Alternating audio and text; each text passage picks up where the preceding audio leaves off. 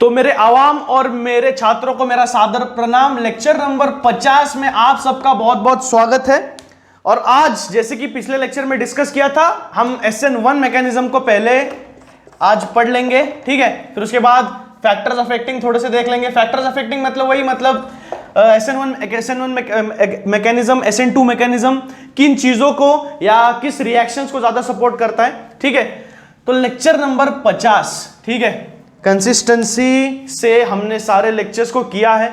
रोज lecture posting हो रहे हैं, लेक्चर नंबर 50 तक हम पहुंच गए, ठीक है। So congratulations to all of you, और मुझे भी, जो कि हम साथ मिलकर के इस पढ़ाई के सारे वीडियोस को, इस केमिस्ट्री सीरीज को आगे लेकर के जा रहे हैं, इतनी यूनिटी से, इतने अच्छे से, इतने कंसिस्टेंसी से। और कंसिस्टेंसी की सफलता यार, मतलब वो सफलता देखने लायक होती है, मतलब अनछुई नहीं का, वहां तक कोई पहुंच नहीं पाता जल्दी, क्योंकि देखो डिसिप्लिन, कंसिस्टेंसी, हार्डवर्क, ये सारी चीजों को टैलेंट नहीं लगता, आप सबको पता है, ठीक है। इन चीजों को टैलेंट नहीं लगता ना, इन चीजों में देरी लगती है पहुंचने तक, थोड़ा टाइम लगेगा। लेकिन यार अगर कंसिस्टेंसी जारी रखोगे ना तो चीजें बहुत सारी है, जो कॉन्फिडेंस बिल्टअप है, ठीक है, जो सक्सेस है, सारे शब्द यार फीके पड़ जाएंगे कंसिस्टेंसी के सामने, एक चीज को अगर बार बार आप फॉलो करोगे तो, ठीक है। सो कंसिस्टेंसी रखना बहुत ज्यादा जरूरी है। उसी चीज के साथ साथ पढ़ाई भी अगर आप कंसिस्टेंसी से करोगे ना, रोज 1 घंटा, रोज 2 घंटा, रोज 2 घंटा, रोज 2 घंटा, यार उसका रिजल्ट ना शुरुआत में पता नहीं चलेगा, इरिटेशन होगा। लेकिन the things which you don't want to do but which is good for you and you force yourself to do it, that's what you call the proper definition of the discipline, ठीक है। definition of discipline नहीं है जो चीजें आपके लिए अच्छी हैं लेकिन आपका करने का मन नहीं कर रहा, लेकिन फिर भी आप खुद को उठा करके उस चीज के सामने बिठा रहे हो, उस चीज को कर रहे हो, वही डिसिप्लिन है गाइस। वही खुद से लड़ना है, कंफर्ट जोन से बाहर निकलना जो लोग बोलते हैं वो क्या है, वो यही चीज है, ठीक है। तो कंसिस्टेंसी जारी रखो, कंसिस्टेंसी के साथ बहुत सारी चीजें आसान हो जाती है, ठीक है। तो SN1 मैकेनिज्म हमने देखना था आज। देखो SN2 मैकेनिज्म हमने पहले क्यों देखा? SN2 mechanism is a single step reaction, biomolecular reaction है, जहां पे रेट ऑफ रिएक्शन दोनों रिएजेंट्स पे, दोनों सबस्ट्रेट पे डिपेंडेंट होती है, और वो सिंगल स्टेप रिएक्शन है ना। और इसीलिए उसको हमने पहले देखा। SN1 मैकेनिज्म एक 2 स्टेप रिएक्शन है, ठीक है। SN1 मैकेनिज्म एक 2 स्टेप रिएक्शन है, जिसको हम अच्छे से देखेंगे और फिर कंपैरिजन करेंगे SN और SN2 कौन ज्यादा फेवरेबल है, कौन किस रिएक्शंस में ज्यादा होता है, किस में क्या दिखता है, ठीक है। तो SN1 मैकेनिज्म में मेनली टर्शियरी हैलाइड्स को, ठीक है ना, टर्शियरी हैलाइड्स को ये ज्यादा फेवर करता है SN1 मैकेनिज्म, ठीक है, टर्शियरी हैलाइड्स को। और इसमें जो हमने देखा स्टेरिक रिपल्शन, या हमने देखा SN2 में इलेक्ट्रोस्टैटिक रिपल्शन, जो कि न्यूक्लियोफाइल सामने से अटैक नहीं कर सकता, उसको बैक साइड अटैक करना पड़ता है, क्योंकि बॉन्ड ब्रेकिंग और बॉन्ड फॉर्मिंग साइमल्टेनियसली होता है। पेंटा कोऑर्डिनेट कार्बन बॉन्ड जो बनता है हमारा ट्रांजिशन स्टेट में SN2 के, ठीक है ना, उसमें हमने देखा कि पीछे से न्यूक्लियोफाइल को अटैक करना पड़ता है, क्योंकि सामने से अगर अटैक करेगा तो जो भी अटैच्ड वाला नेगेटिव अपना हैलोजन एटम है और सामने से न्यूक्लियोफाइल जो आ रहा है जिसपे नेगेटिव चार्ज है लोन पेयर को लेके, तो दोनों में रिपल्शन की चांसेस बहुत ज्यादा हो जाती है, समझ रहे हो शेरो। तो फिर SN1 आपके लिए लेकर के आया है एक ऐसा ऑप्शन जहां पे सबसे पहले हैलाइड ग्रुप टूटेगा, टूटने के बाद वो कार्बोकटायन आयन बनेगा, कार्बोकटायन आयन में फिर उसके पास न्यूक्लियोफाइल को चांस होगा, चाहे आगे से अटैक कर ले चाहे पीछे से अटैच हो जाए, कोई दिक्कत की बात नहीं है। 50-50% दोनों तरह के स्ट्रक्चर बनेंगे, जिसको हम कहेंगे इनएंशियोमर्स, क्योंकि दोनों स्ट्रक्चर्स बनेंगे 50-50%, पीछे से अटैक होने वाले, आगे से अटैक होने वाले, कहीं से भी न्यूक्लियोफाइल अटैक करेगा, लेकिन स्ट्रक्चर्स तो अलग अलग बनेंगे दोनों। तो दोनों एक रेसिमिक मिक्सचर SN1 मैकेनिज्म में बनता है, एक SN1 मैकेनिज्म में रेसिमिक मिक्सचर बनता है। ये धीरे धीरे आपको पता चलेगा जैसे मैं रिएक्शन आपको सिखाऊंगा। टर्शियरी मैंने बोला तो यहां पे सबसे पहले इन्होंने अपना रिएक्टेंट सबस्ट्रेट लिया है टर्शियरी ब्यूटाइल ब्रोमाइड, ठीक है। अब पेरेंट अल्केन है ब्यूटेन, ब्यूटाइल है, ठीक है। तो सबसे पहले 4 कार्बन एटम निकाल दो टर्शियरी फॉर्म में, 1 2 और ये 3, ठीक है। आ गए टर्शियरी और एक कार्बन बीच में, यानी कि 1 2 3 4 carbon atom, which gives you butyl group, CH3, ठीक है, CH3, और इसको अटैच एक ब्रोमाइड एटम, ठीक है। ये हो गया टर्शियरी ब्यूटाइल ब्रोमाइड। अब इसको हम रिएक्ट करेंगे किसी न्यूक्लियोफाइल से, यानी कि हाइड्रोक्साइड से, सब चलो ले लो। तो रिएक्शन मेरा होगा ये, इस न्यूक्लियोफाइल को सब्स्टिट्यूशन रिएक्शन होगा SN, ठीक है। सब्स्टिट्यूशन रिएक्शन में ये हाइड्रोजन एटम अपने लोन पेयर ऑफ इलेक्ट्रॉन्स को लेकर के निकल जाएगा, OH एटम न्यूक्लियोफाइल यहां पे अटैक करके यहां पे बैठ जाएगा, ठीक है। अब मैकेनिज्म देख लो, आपको समझ में आ जाएगा। ये CH3 और ये OH, this is the reaction, ठीक है। Tertiary butyl alcohol which I will say because this is OH is the alcohol group. तो यहां पे मैकेनिज्म कैसे होगा मैं बताता हूं आपको। मैकेनिज्म में देखो, सबसे पहले होगा क्या, सबसे पहले जो भी बॉन्ड है, ठीक है, इनके बीच का Br और कार्बन यानी कि CX बॉन्ड है ना, जो CX बॉन्ड सबसे पहले ब्रेक होगा यहां पे, ठीक है। CX बॉन्ड ब्रेक होगा और ब्रेक होने के बाद ये कुछ ऐसा फॉर्म होगा, ठीक है। ब्रेक होने के बाद ये कुछ ऐसा फॉर्म होगा, C, इसके ऊपर प्लस चार्ज आ जाएगा और CH3 120 डिग्रीज में अरेंज हो जाएंगे सारे, ट्राइमोलिक्यूलर की तरह किसी, ठीक है। ये किसी टेट्राहेड्रल ग्रुप की तरह तीनों तरफ अटैच हो जाएंगे। अब ये स्लो स्टेप है। और मैं एक चीज बताना चाहूंगा, SN1 मैकेनिज्म में rate of the reaction depend करता है सिर्फ टर्शियरी ब्यूटाइल ब्रोमाइड पे, क्योंकि स्लो स्टेप में सिर्फ टर्शियरी ब्यूटाइल ब्रोमाइड इन्वॉल्व है। जो भी हाइड्रोक्साइड आयन न्यूक्लियोफाइल हम ले रहे हैं वो इन्वॉल्व नहीं है। तो रेट ऑफ द रिएक्शन जो भी पूरी डिपेंड करेगी, पूरी की पूरी rate of the reaction depend करेगी टर्शियरी ब्यूटाइल ब्रोमाइड पे, ठीक है। So rate of the reaction is totally dependent upon, directly proportional to, और otherwise I give the equal to sign और रेट कांस्टेंट के आ जाएगा, is totally dependent upon the tertiary butyl bromide, ठीक है। टर्शियरी ब्यूटाइल ब्रोमाइड पे ये totally dependent है उसका पूरा रेट ऑफ द रिएक्शन, क्योंकि स्लो स्टेप में सिर्फ टर्शियरी ब्यूटाइल ब्रोमाइड इन्वॉल्व है और उसी से ये बन रहा है। और फिर उसके बाद न्यूक्लियोफाइल अटैक वो बहुत रैपिड है, बहुत फास्ट है, तो न्यूक्लियोफाइल अटैक बहुत ज्यादा फास्ट हो जाता है, इसीलिए स्लो स्टेप में ये इन्वॉल्व है। तो रेट ऑफ द रिएक्शन उसी से इंफ्लुएंस होती है जो स्लो स्टेप होता है, जिससे मैंने बता रहा था पिछले लेक्चर में, जो स्लो स्टेप है उसी से rate of the reaction influence होगी। सो ये स्लो स्टेप में इसी से रेट ऑफ द रिएक्शन पूरा डिटरमाइन होगा, इसीलिए रेट ऑफ द रिएक्शन पूरी की पूरी डिपेंडेंट है टर्शियरी ब्यूटाइल ब्रोमाइड पे, ठीक है।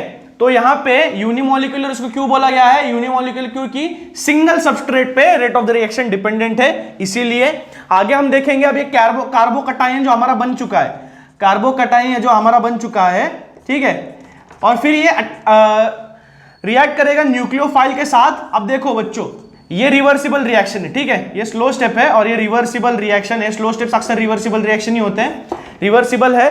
और OH हाइड्रोक्साइड आयन इसके साथ रिएक्ट करेगा। अब देखो मुझे बताओ, चाहे ये यहां से अटैक करे, चाहे ये यहां से अटैक करे, कोई दिक्कत की बात है क्या? कहीं पे स्टेरिक रिपल्शन, इलेक्ट्रोस्टैटिक रिपल्शन आपको दिख रहा है क्या? कहीं पे भी नहीं है कुछ भी, ठीक है। ये दोनों तरफ से रिएक्ट कर सकता है हाइड्रोक्साइड आयन, ठीक है। तो SN1 मैकेनिज्म में हम कहते हैं कंडीशंस ऐसे फेवरेबल हो जाते हैं फास्ट स्टेप में, जहां पे स्टेरिक रिपल्शन और हाइपर कॉन्जुगेशन ऐसी सारी प्रॉब्लम्स आती नहीं है ज्यादा, ठीक है। हाइड्रोक्साइड आयन है, इसके पास न्यूक्लियोफाइल के पास ऑप्शन होता है कि आगे से या पीछे से रिएक्ट कर सके, इसीलिए ये दोनों तरफ से अटैक करता है। और हमारा जो अल्कोहल बनेगा, ठीक है, वो 50-50% बनेगा, यानी कि एक पीछे से अटैच होगा कार्बन को और वो एक आगे से।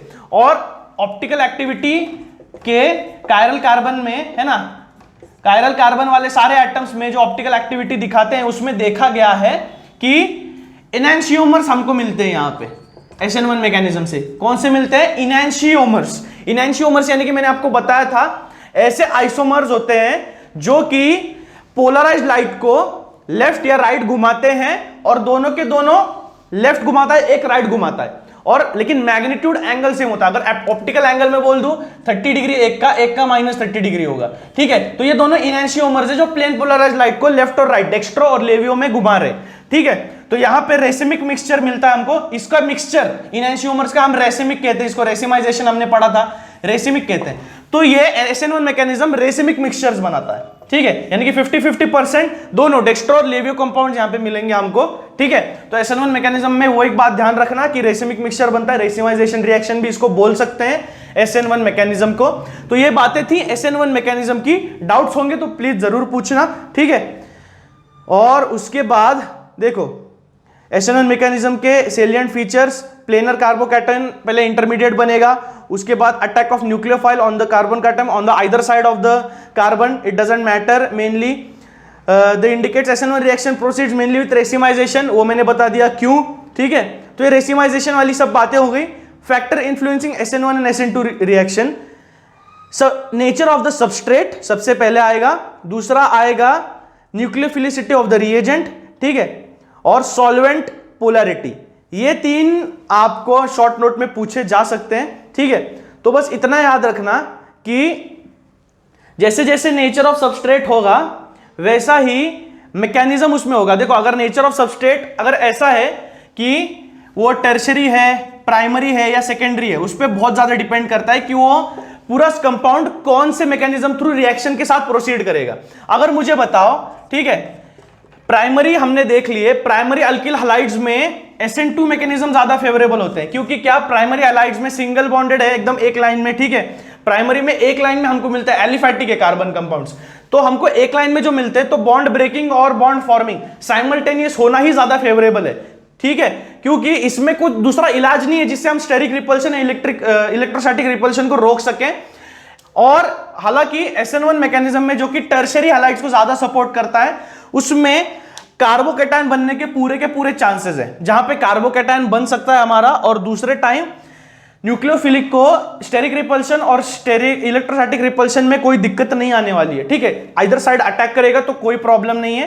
तो फिर हम कह सकते हैं कि प्राइमरी, सेकेंडरी और टर्शरी अल्किल हैलाइड्स में, ठीक है, प्राइमरी टू टर्शरी, ये यहां पे क्या होगा, SN1 मैकेनिज्म इंक्रीज होता जाएगा। अगर प्राइमरी SN1 मैकेनिज्म देखें तो बहुत ज्यादा कम है, सेकेंडरी में थोड़ा ठीक है, टर्शरी में SN1 मैकेनिज्म सबसे ज्यादा फेवरेबल है।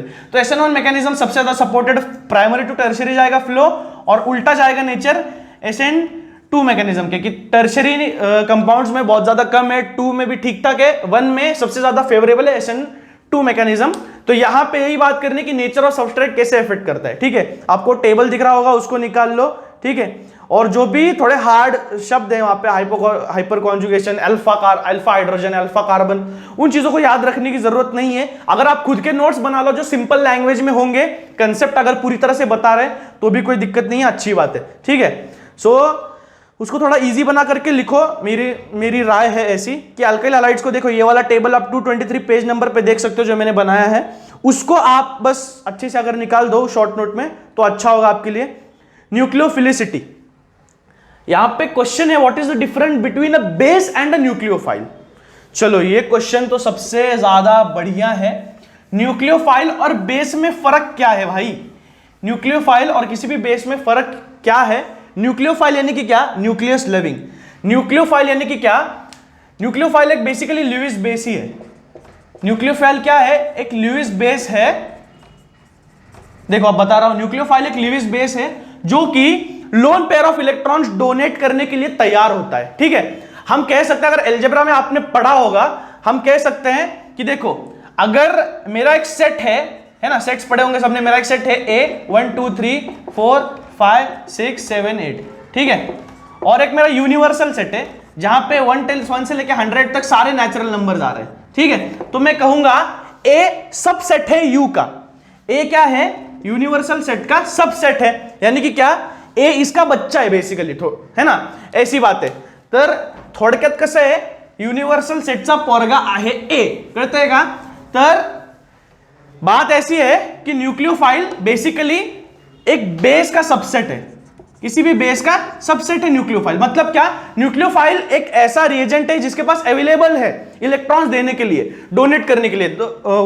whichever compounds which donate electrons, which is donate to ready to donate lone pairs of electrons, that is basically called the Lewis base। तो यहां पे न्यूक्लियोफाइल रेडी है lone pair of electron donate करने के लिए। अगर donate करने के बाद किसी प्रोटॉन के साथ वो रिएक्ट कर लेता है, so that's what we call base, ठीक है ना। लेकिन सारे बेसिस पहले न्यूक्लियोफाइल ही होते हैं, एक कंपाउंड बनने के बाद वो बेस बनता है। तो बेसिकली न्यूक्लियोफाइल क्या है? किसी भी बेस का एक सबसेट है बेसिकली। अगर आप इसको याद रखो तो दोनों में फर्क नहीं है कुछ, ठीक है।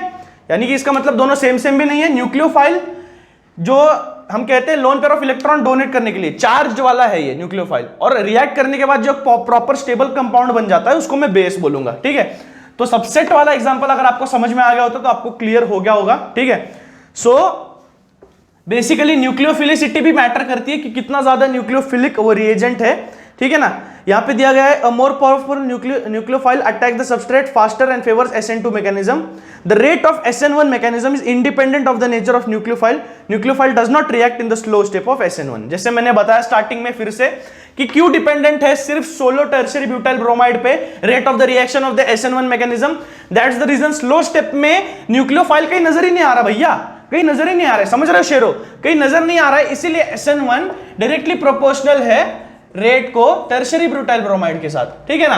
तो फिर न्यूक्लियोफिलिसिटी अगर ज्यादा स्ट्रांग है तो वो फास्ट रिएक्ट करेगा, रैपिडली फेवर करेगा SN2 मैकेनिज्म को, ठीक है ना। और बाकी जो है स्लो स्टेप उस पर फर्क नहीं पड़ता कि कॉन्सेंट्रेशन कितना है न्यूक्लियोफाइल का अगर SN1 मैकेनिज्म हो रही हो, ठीक है। यहां पे और एक है सॉल्वेंट पोलैरिटी। सॉल्वेंट पोलैरिटी में यहां पे दिया गया है कि अगर कोई पोलर सॉल्वेंट है मेरे पास, कोई पोलर सॉल्वेंट है या आयोनिक सॉल्वेंट है मेरे पास जिसमें SN1 SN2 मैकेनिज्म फेवरेबल, जिसमें SN1 SN2 mechanism carry out हो रहा है, तो फेवरेबल कौन सा होगा? देखो पोलर सॉल्वेंट है मेरे पास या आयोनिक सॉल्वेंट है। अब इसमें क्या होगा, पोलर सॉल्वेंट आयोनिक सॉल्वेंट में जब कार्बोकैटायन बनता है, क्या बनता है? जब कार्बोकैटायन बनता है SN1 मैकेनिज्म में, ऐसा वाला बनता है ना कार्बन कैटायन, आपने टर्शियरी ब्यूटाइल ब्रोमाइड में देखा होगा, ऐसा वाला बन रहा है। देखो ऊपर मिथाइल ग्रुप है, नीचे दो 120 डिग्रीज पे प्रॉपर इक्विलैटरल ट्रायंगल की तरह, ठीक है ना। तो 120 डिग्रीज पे इसके बीच का एंगल है, ठीक है। तो फिर ऐसा जो स्ट्रक्चर बनता है, यहां पे पोलर सॉल्वेंट में क्या होता है, कार्बोकैटायन पे जो एनायन है बाकी के उसको वो सप्रेस कर देता है, ठीक है ना। पोलर सॉल्वेंट में जो भी हाइड्रोजन बॉन्डेड है, तो जो भी एनायंस है जिनको नेगेटिव चार्ज है उनके साथ बॉन्ड बना के ये उनको सप्रेस कर देता है और इसकी रिएक्शन थोड़ी ज्यादा फास्ट हो जाती है क्योंकि कैटायन है, कैटायन को कोई सप्रेस करने वाला है नहीं, उसकी एक्टिविटी डिक्रीज करने वाला कोई है नहीं, तो फिर इसकी एक्टिविटी किसी भी पोलर सॉल्वेंट में आयोनिक सॉल्वेंट में थोड़ी फास्टर हो जाती है। बिसाइड्स अगर हम देखें SN2 मैकेनिज्म में, SN2 मैकेनिज्म में जो भी रेट ऑफ द रिएक्शन है वो दोनों के ऊपर डिपेंडेंट है। अगर न्यूक्लियोफाइल OH- या फिर दूसरा वाला सबस्ट्रेट जो हमारा है, ठीक है, अल्किल हैलाइड कोई भी ले लो, अल्किल हैलाइड ले लो, तो दोनों में अगर किसी एक को भी सप्रेस करेगा ना वो, तो फिर SN2 मैकेनिज्म पूरी स्लो हो जाएगी। समझ रहे हो बात को, ठीक है। तो समझो अगर बल्ब का कनेक्शन है अलग अलग पैरेलल में, ठीक है, तो किसी एक बल्ब को काटो सारे बल्ब बंद हो जाएंगे क्या? नहीं। लेकिन अगर बिसाइड सारे वायर्स कनेक्टेड एक सीरीज में लगे हुए हैं तो बल्ब को एक काटो सारे बल्ब्स बंद हो जाएंगे, ठीक है। तो वैसी वाली बात हो गई यहाँ पे। SN1 मैकेनिज्म में अगर जो एनायन को वो लोग एनायन को सप्रेस करेंगे hydrogen ions polar solvent ionic solvent में, ठीक है, तो फिर कार्बोकैटायन जो कैटायन है एनायन को सप्रेस करने के बाद कैटायन की एक्टिविटी वैसी रहेगी, तो ज्यादा रिएक्शन फास्टर होगा। लेकिन बिसाइड्स अगर आप SN2 मैकेनिज्म में देखो कि दोनों में से दोनों के ऊपर rate of the reaction dependent है, तो दोनों में से किसी एक को भी उसने सप्रेस कर दिया तो सारी की सारी रेट ऑफ द रिएक्शन बहुत स्लो हो जाती है, ठीक है। तो ये थे, अब आई होप आपको समझ में आया होगा कि मैं कहना क्या चाह रहा हूं इसमें सॉल्वेंट पोलैरिटी में, कि सॉल्वेंट अगर ठीक हो तो सॉल्वेशन करता है वो एनायंस का, कार्बोकैटायन SN1 में जो बनता है उसकी एक्टिविटी डिक्रीज नहीं होती। बिसाइड्स SN2 में जहां पे दोनों के ऊपर रिएक्शन डिपेंडेंट है, इस न्यूक्लियोफाइल को भी उसने सप्रेस कर दिया, तो ये वाला रिएक्ट किसके साथ करेगा? ठीक से। तो फिर रिएक्शन ज्यादा फेवरेबल SN2 मैकेनिज्म के लिए पोलर सॉल्वेंट में नहीं है। सो नॉन पोलर सॉल्वेंट में SN2 मैकेनिज्म ज्यादा अच्छे से निखर के आएगी, सारी की सारी रिएक्शन मैकेनिज्म के साथ अच्छे से हो जाएगी। तो ये था लेक्चर नंबर 50 का सारा हमारा टॉपिक। अगले लेक्चर में हम देखने वाले हैं elimination reaction, that is dehydrohalogenation. Elimination, substitution देखा, एलिमिनेशन यानी कि क्या? सीधा एलिमिनेट। भाई तू, मैं आ रहा हूं, तू जा मत, सीधा काट करके तेरे को मैं बाहर फेंक दूंगा, ठीक है। सब्स्टिट्यूट नहीं हो रहा, मैं तेरे जगह पे बैठूंगा, तू मेरे जगह से निकल जा, ठीक है, ऐसा नहीं। एलिमिनेशन यानी कि सीधा बाहर, भाई कोई दया माया, नो मर्सी एट ऑल, सीधा बाहर, एलिमिनेट, ठीक है। तो वैसे वाले रिएक्शंस हम देखेंगे कि सीधा जो दूसरा एक एटम है वो निकल करके बाहर चला जा रहा है, सीधा एलिमिनेट हो रहा है, और जो बचा हुआ है वो आके सामने हमारे प्रोडक्ट में दिख रहा है, नजर आ रहा है हमको, कोई सब्स्टिट्यूशन नहीं है। तो डिहाइड्रोहेलोजिनेशन, डिहाइड्रो यानी कि हाइड्रो ग्रुप भी हमारा जाएगा वहां से, हेलोजिनेशन ग्रुप भी हमारा जाएगा, डिहाइड्रोहेलोजिनेशन, ठीक है। तो उसको हम देखेंगे अच्छे से अगले लेक्चर में, लेक्चर नंबर 51 में, ठीक है। तो ज्यादा से ज्यादा पढ़ाई करते रहो और जितना ज्यादा हो सके SN1 SN2 मैकेनिज्म को नोट्स प्रिपेयर करके फिर पढ़ाई करना।